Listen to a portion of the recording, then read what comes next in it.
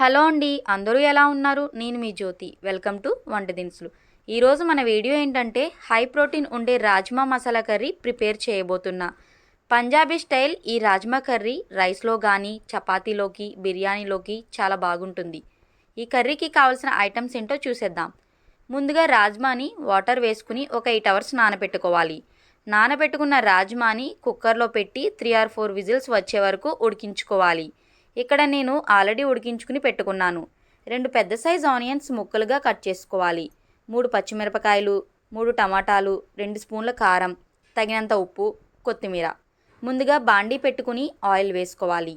ఉల్లిపాయ ముక్కలు, టమాటాలు లైట్గా వేయించుకోవాలి. ఇప్పుడు వేయించిన టమాటాలని ఉల్లిపాయల్ని మిక్సీ పట్టుకోవాలి పేస్ట్ లాగా. ఇప్పుడు ఆ పేస్ట్ని అదే బాండీలో వేసుకుని బాగా వేయించుకోవాలి.